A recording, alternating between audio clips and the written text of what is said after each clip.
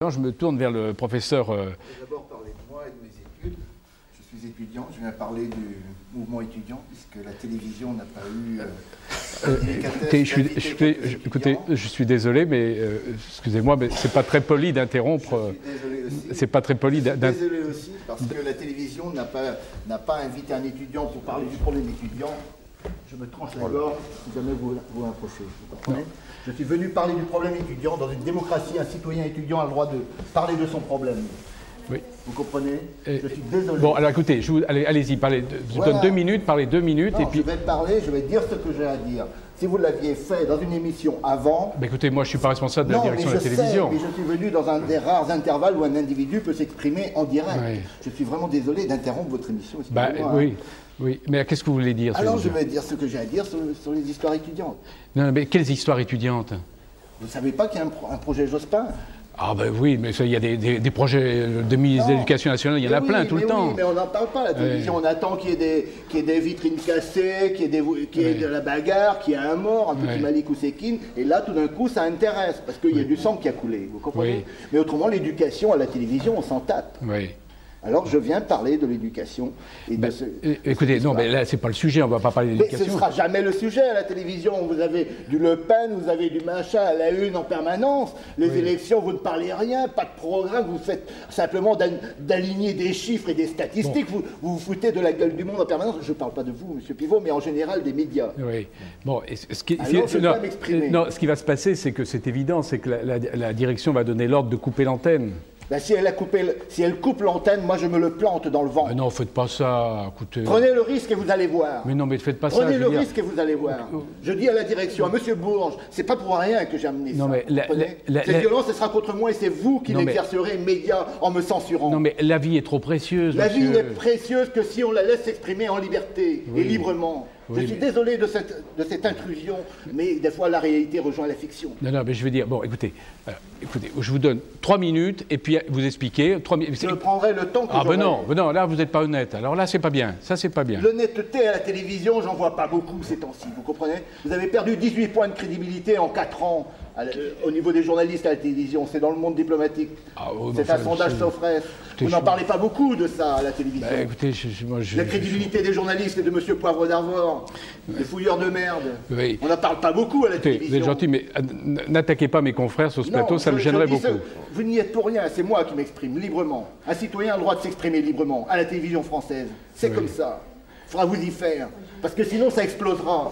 Vous comprenez? Il faut laisser des soupapes de sécurité, il faut laisser le dialogue s'installer. Moi je suis un type constructif et j'ai des propositions constructives, réelles. Des propositions qui évitent la bagarre.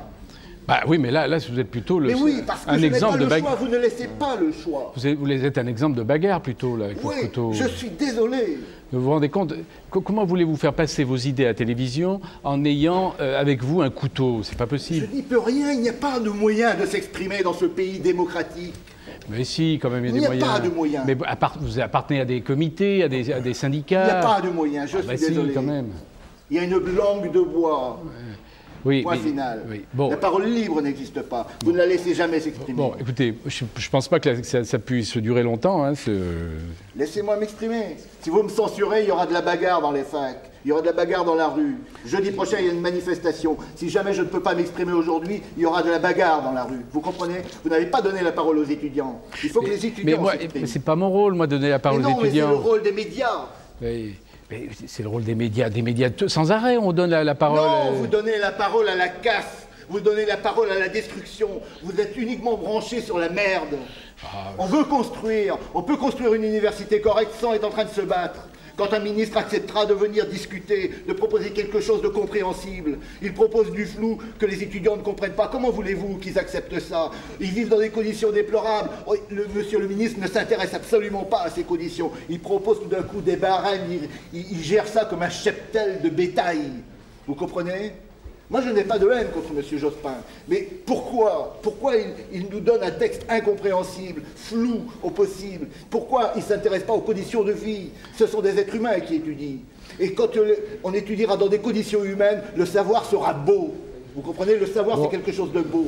qui doit être beau. Très bien. Ben, écoutez, voilà, on vous a entendu. Soyez gentil maintenant de nous laisser travailler. Merci. Je veux pouvoir m'exprimer. Non, non, ça y est. Non, non. Écoutez, non, écoutez, alors là, soyez honnête. Alors, vous n'êtes pas sympathique avec moi. Moi, je vous ai rien fait. Vous n'êtes pas sympathique avec les téléspectateurs qui attendent cette émission. Vous venez de parler. Vous avez fait un coup d'éclat pendant 5 minutes. Vous avez parlé. Le coup d'éclat, c'est bien, bon, ça. Et ben maintenant, soyez gentil. Mais ça, c'est le spot. Non. Vous voulez un spot? Non. Moi, je veux une explication. Non. Vous raisonnez par spot. Mais moi, je suis pas Jospin. Mais il n'y a jamais une explication correcte et cohérente à la télévision. Vous n'expliquez jamais aucun problème. Mais il ne peut pas y en avoir une maintenant. Vous êtes incapable d'aligner une explication parce que vous prenez les gens pour des cons, parce qu'ils ne sont pas capables de suivre un raisonnement plus de 3 minutes. Vous dites ces gens-là, ce sont des débiles. Si on leur fout plus de 3 minutes, ils vont changer de chaîne. Moi, je crois, j'ai confiance dans les gens. Bon, écoutez, merci, soyez gentils maintenant. On va et de repartir. Voilà. Ok, tenez, un cadeau. Merci.